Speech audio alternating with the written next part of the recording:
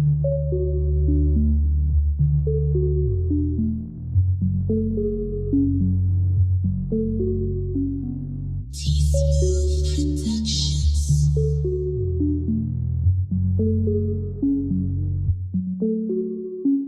jazzy. You everything a man could ever want, girl, you jazzy. You not about that drama, you loyal and classy, you jazzy. And all these other niggas shoot the shot, but you ain't having it, girl, you jazzy. And I love you to the moon and back, baby, girl, you jazzy. You everything a man could ever want, girl, you jazzy. You not about that drama, you loyal and classy, you jazzy. And all these other niggas shoot the shot, but you ain't having it, girl, you jazzy. And I love you to the moon and back, baby, girl, you jazzy. Yeah, I'm talking about you, baby. I gotta tell it all. And if any niggas speaking bad about you, they better knock it off. You been so good to me. Love the way you try to thing on me. And I love how you take care of me. It's like magic when you put the hands on me. Now, baby, you know it's real. Cause I told my mom about you. And none of my homies have any doubts. They all know I'm crazy about you. So you never putting on. Love it how you keep it real with me. Take a second, take a hit of this. I think I'm gonna. Hey guys, this is your girl HostJaszymango, and welcome to HostJaszymango Red Carpet Lounge. I'm sitting here chilling with none other than Mr. Zack David in the building. How are you feeling? I'm good. How are you doing? I'm feeling so great. Like, your energy's just been dope from day one. You know what I'm saying? Like, you wear so many hats. How do you keep up? I haven't been keeping up. That's the real shit. Yeah, I've been trying to keep up. You know what I'm saying? Yeah, I've been trying, but really, honestly, COVID kind of helped me catch up. But I'm really trying to figure out the formula, and I feel like I actually have about wearing all these different hats and like how I spend my time on each like different project. So Right. I'm feeling a bit better about it, you know. So a little bit behind the scenes, we were talking about networking and how important it is. Like, are you an introvert? What made you be able to get into, because you are so calm, like what made you get into this type of industry? Everything really started with music, honestly. Like, I just remember, you know, hanging out with my dad, listening to the radio, watching music videos, seeing just like movies about like rock stars and stuff like that, like the movie Rockstar with like Mark Wahlberg, or even like Detroit Rock City, and like being young and just like seeing all that happen. And like I just love like pop culture, you know what I mean? Just like MTV and just like VH1. It's like I always just sort of kind of felt a part of it, even though I wasn't like there yet, you know. But it's like you kind of have to see it before you can achieve it. Absolutely. So it's like it's always stemmed from that. So every time like I listen to music, I remember one time my dad, we were listening, he was like, "So what do you hear?" Right? And I was like, "What do you mean?" What do you mean? Yeah, I was like, "Well," he's like, "Well, what instrument do you hear?" And what's funny is that like I didn't even hear really like the guitar or the drums. Like I really heard the bass, like in a rock song. Like I heard the bass, and I was so young, I didn't even know like what it was. You know, it's just some rumbling thing in the background. Like it was just weird to me. So I told him guitar, and then I messed around with that for a little bit, and like I always sort of played it like a bass, you know what I mean? And then the bass and all this music made me want to shoot music videos, and then the music videos led me to film, you know, actually shooting movies. And it's like I said, it's all from music, you know. Absolutely. So when you got with your like few of these production teams, were they out at one of your concerts? Did they reach out to you like when you started being a DP? How did that come about? Well, I mean, your work is dope, so it definitely speaks for itself, so I can understand that part. Yeah, appreciate that. Well, like it all started from music. Like I keep saying this, but like I was in this class for TV, radio broadcasting in high school. It was like a trade school thing. Like I go there for like half the day or it was really like I go there for like an hour or two, like during the day. But I went there because I wanted to be a radio DJ. right? Okay. Yeah. That's a similar story. The same Yeah. thing. I went to school for broadcast journalism, And then- I started out DJing. Yeah, exactly. So like, I don't know. It was a weird part, like when I was going to school, because like I was actually taking lessons, and my teacher told me, he was like, dude, radio's dying. You know what I mean? So I was just like, I had to like rethink everything, and like, I fell in love with like editing the videos and stuff like that while I was there, but I still wanted to be a DJ. And like there was this school called Film Connection, and they set me up with actually it was called Radio Connection. Okay. Right? Okay. Radio Connection. And they had 3 different tiers. It was Film Connection, Radio Connection, and Recording Connection. All right. So I don't know if the cameras can see, but I have like this scar on my face, right? So I got in this huge accident after I had talked to them, and I was already planning on going to Broadcasting Connection to be a DJ. Like they set me up with this like jazz channel in DC. Like it was crazy, and like it didn't really feel right, but like I still wanted to do it. And then like I got in this huge car accident, and like I got my face was split open, and then Wow. like I broke my femur. I got a metal rod in my leg right here. Wow. And so I was out for like 9 months, and I had this recording. I had this like camcorder, like an old school camcorder before like With the tape. DSLRs. Yeah, like before Yes. the DSLRs were really Yes, popping and all yes. that. And then I edited that while I was like bedridden, and just like my leg was all messed up, and that kind of like made me fall in love with, you know, editing and actually like making something happen, and like it gave it like an emotion through the editing, what music I chose. And what's funny, like the lead singer of my band, like he would hit me up when I was making these, and he was like, dude, it's like dope, blah blah blah. And like me and him always had a connection before all, like we were in the band. And I just like, before all that, I got in this car accident, and I hit them up. I had already paid tuition, and the tuition actually, like, what is it? It was more. It was more than I originally paid. Okay, And, okay. and I had already like grandfathered in. They said, but it was like 9 months later. Right. They're like, hey, we'll honor your contract that you already did, but I didn't want to go to Broadcasting Connection anymore. I wanted to go to Film Connection.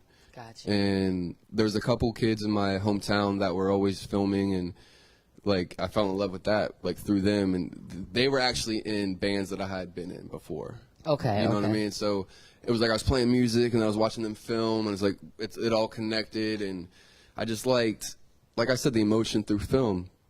So I went to Film Connection at this studio in DC called House Studio. Like I got the tattoo on my arm and all this, and they had this other thing. They had Recording Connection already set up and established, right? So it was the recording side and then the film side.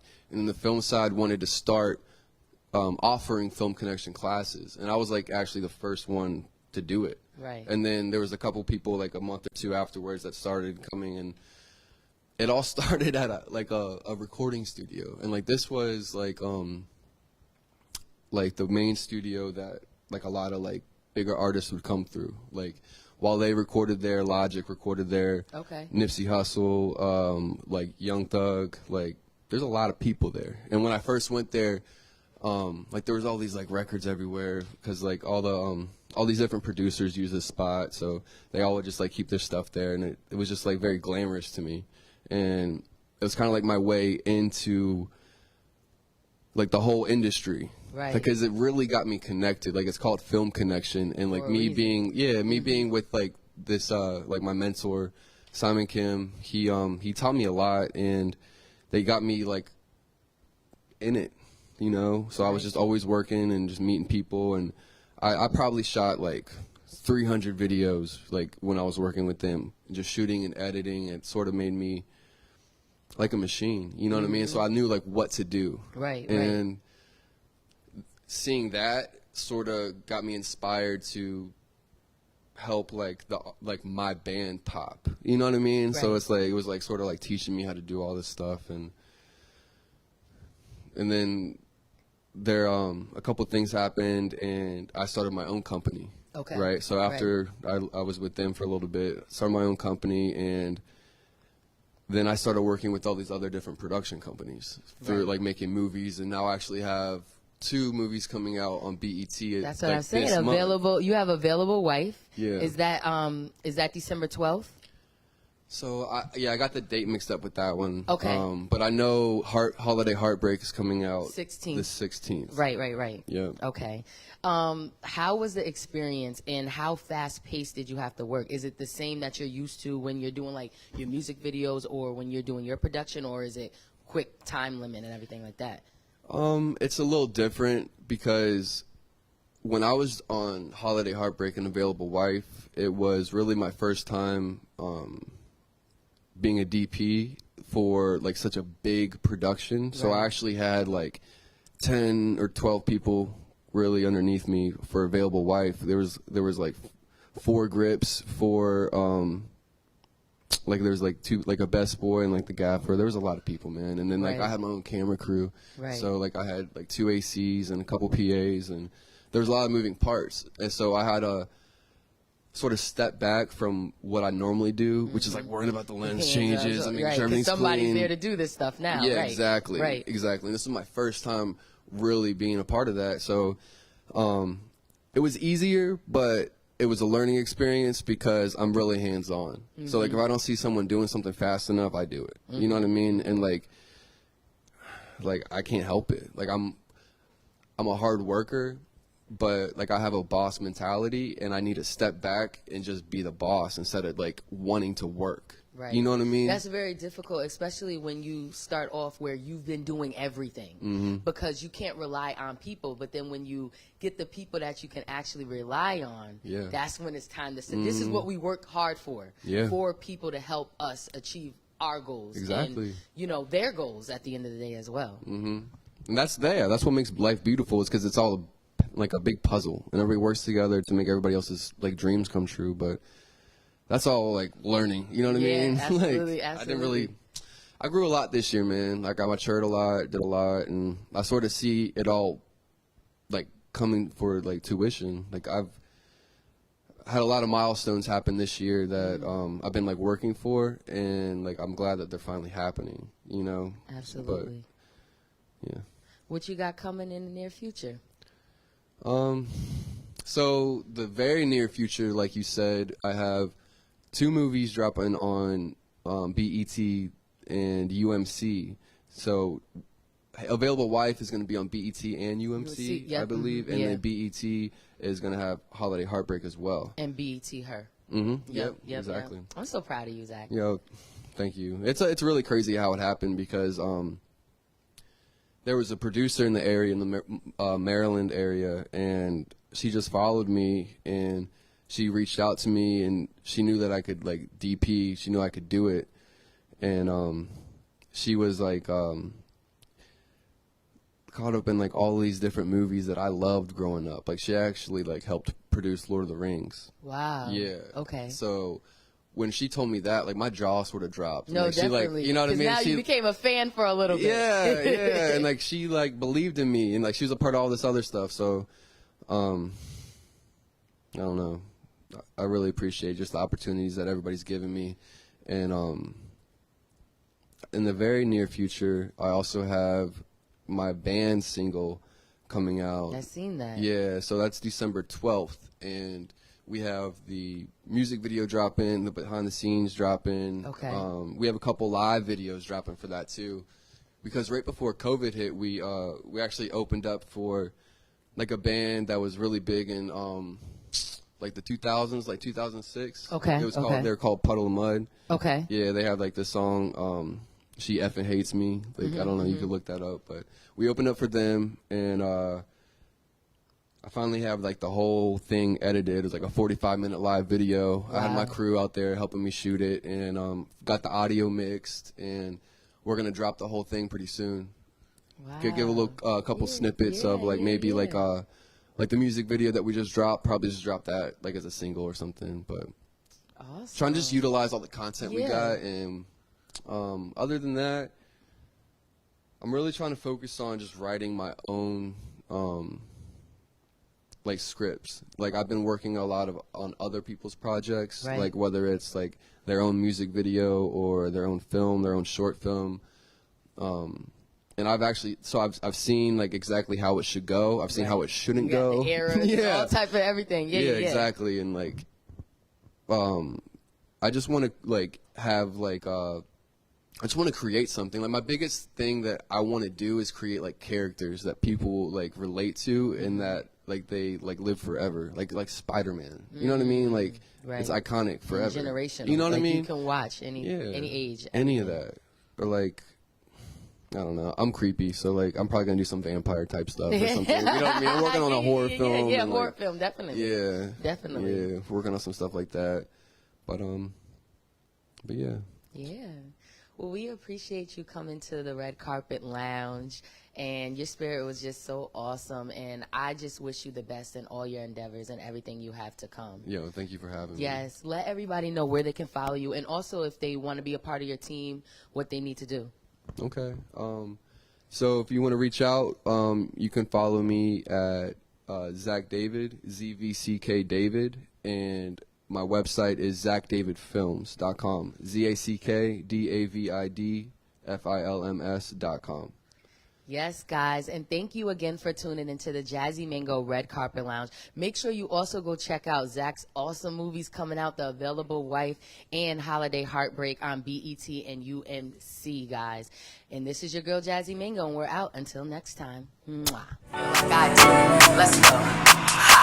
You say you love me, but your game's off. You say you need me, but your game's off. You say you want me, but your game's off. You say you want my man. You say this is a plan. But you're playing me. You say you love me, but your game's off. You say you need me, but your game's off. You say you want me, but your game's off. You say you want my man. You say this is a plan. But you're playing me. Niggas only wanna play games with me.